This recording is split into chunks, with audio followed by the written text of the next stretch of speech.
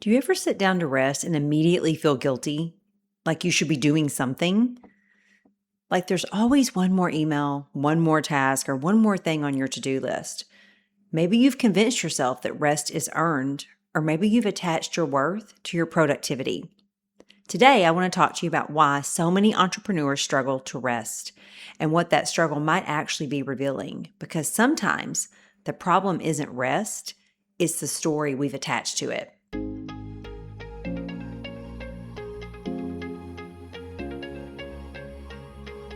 Are you a Christian entrepreneur feeling overwhelmed and burned out, struggling to find balance in your business and life? Well, you're in the right place. Hi, I'm Bridget, a wife, an entrepreneur of over 23 years, a mindset coach, and a woman who loves the Lord. I help you move from burnout to balance through simple daily systems that bring peace back into your business and your life. If you're ready for some simple strategies, real life resets, and a little encouragement to help you feel hope again, take a deep breath, close a few of those tabs in your brain, and let's dive in together. If you've ever felt guilty slowing down or taking a day off or simply giving yourself permission to rest, I think today's conversation is going to encourage you. So if it does, I would love for you to share this episode with another friend of yours, another entrepreneur or girlfriend that just needs a reminder to slow down. Also, I have a free guide for you in my show notes section that I would love for you to grab. It's just some of my favorite tips on burnout that might bless you in ways that I have learned how to overcome that burnout. So if you haven't grabbed that yet, I'd love for you to. Okay, I'm excited for today. So I'm going to be honest in this episode and share that this has been probably one of my biggest struggles throughout my entrepreneur journey. Over 23 plus years as an entrepreneur, I had this wired programming and it came a lot from my past, from my childhood, but just that rest equals not being productive. And that's just how I viewed it. Nobody told me that. Nobody ever said that. Nothing. It was just how I personally viewed it, that rest equaled I wasn't being productive. And if I wasn't being productive, then I wasn't being successful. And if I wasn't being successful, then somehow I wasn't doing enough. So looking back now, I can see that was not the right way to look at it. And avoiding rest only led me into burnout and chronic health challenges. I was honestly avoiding myself. I was avoiding sitting with myself, having to deal with things of my past and things of my present that I needed to deal with. But, busy work allows us to stay distracted, which therefore doesn't make us have to sit with ourselves. It's interesting. I've read studies about how when you have a hard time sitting in silence, like you have to have something on all the time, like a TV, a radio, or something, that there's a piece of us that we need to deal with. There's something that's unsettled in our hearts that we need to wrestle with. As the Bible would say, to sift some wheat. We need to sift some wheat out sometimes of our hearts. And I know for me, a lot of sifting needed to happen and still does today. I believe we're always a work in progress. So I'm speaking from 1000% personal experience that, building my business and chasing goals and helping people and staying busy and constantly moving allowed me to have a distraction and avoid some of the things I needed to deal with, which ultimately did help in leading me to the unfortunate part of my chronic illness and burnout. So I just want to say to you today, there's something that I like to call the basement. The basement is that core place in your soul. And you know what I'm talking about. It's that place.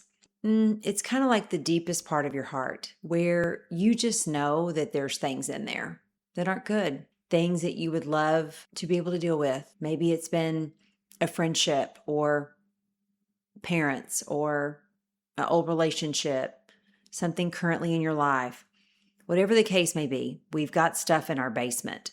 And sometimes the things in our basement aren't even big things. There's things that have shaped our life that are not even like what you would call a core memory, but it still has shaped us and wired us. There's a book called The Body Keeps Score.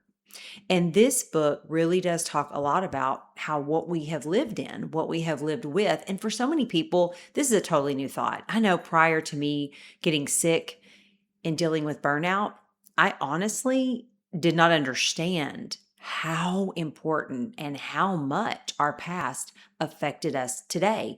You think, my goodness, that happened when I was in the second grade. How can that be affecting me now? But we have to remember that our body is this constant little memory bank and it remembers everything.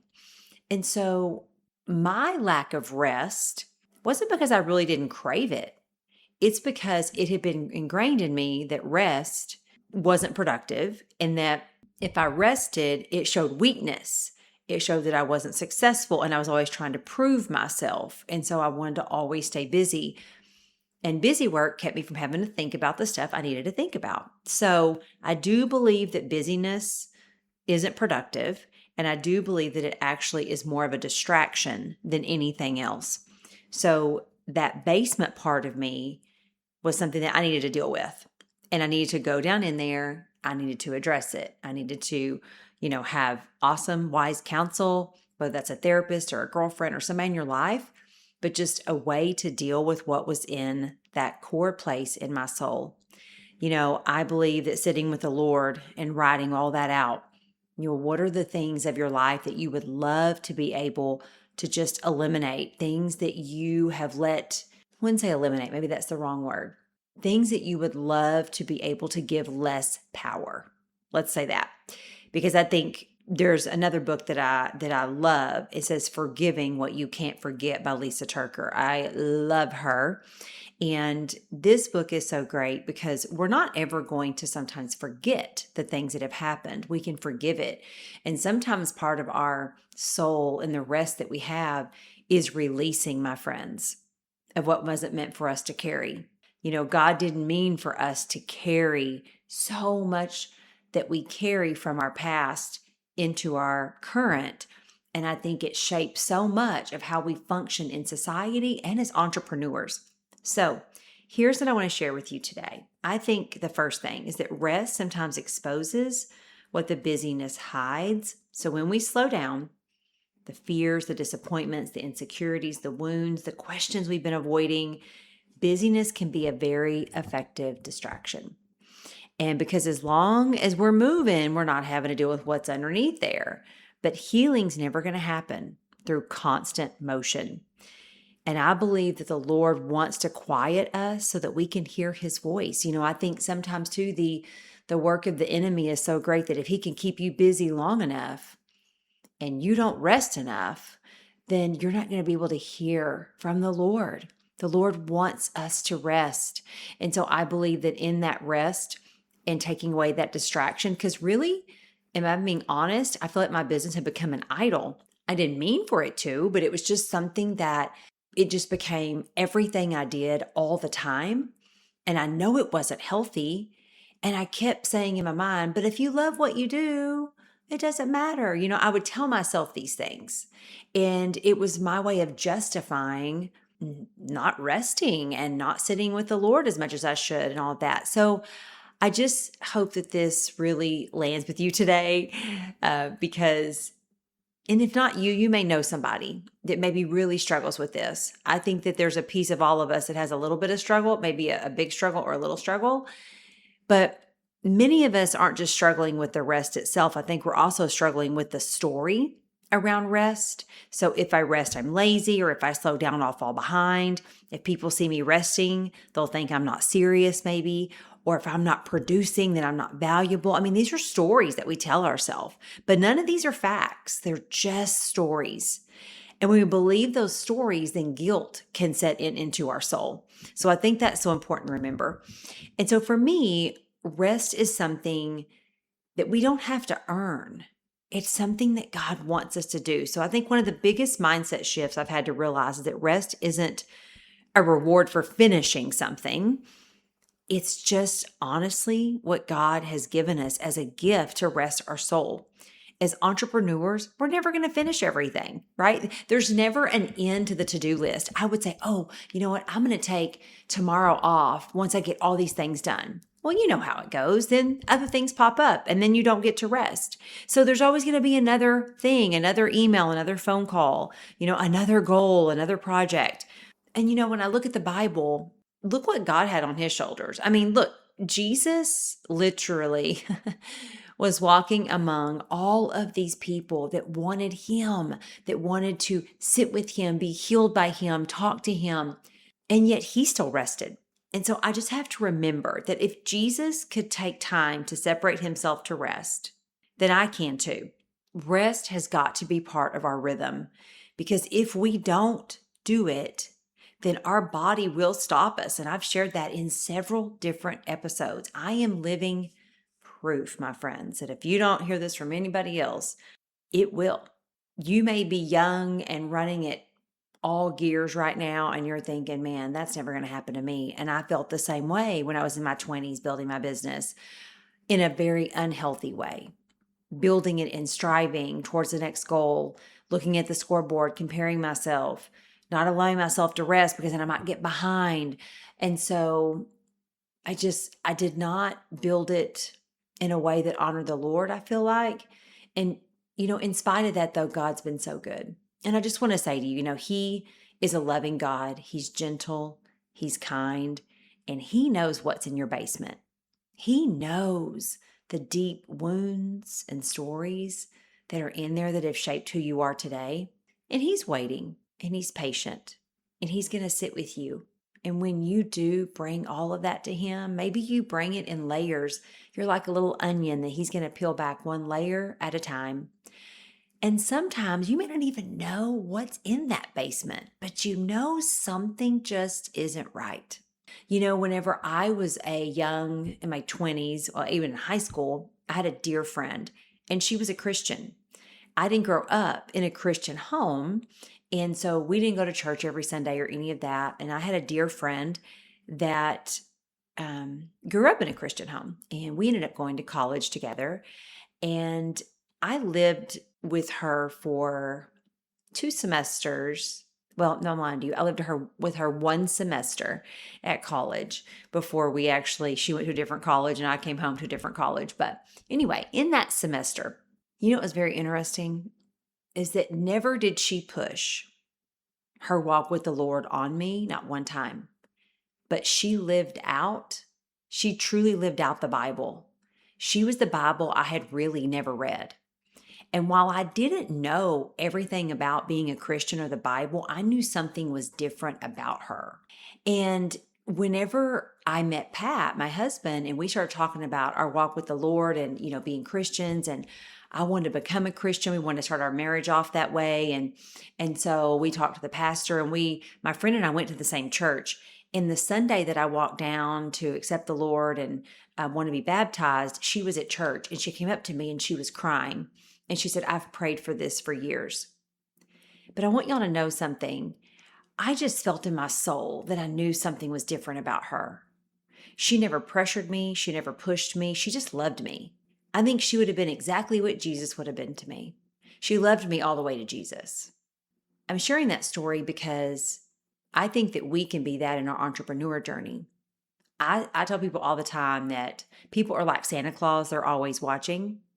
And so we can emulate a beautiful life of being an entrepreneur without that constant striving. But I also share that story because I knew in my soul that something was different about her. Have you ever seen somebody and you think, gosh, she's just got something that I would love to have? I don't mean like in a, we're trying to be her or to be jealous of her, not like that, or to covet what she has. There's just something different. Maybe it's joy, maybe it's peace, maybe it's happiness. And so what I know about your basement, maybe some things that are not allowing you to have that rest, is you already know that there's something there that maybe just isn't quite right. And maybe you don't know what it is. So maybe that's you sitting down with a blank piece of paper, a journal, and just talking to the Lord.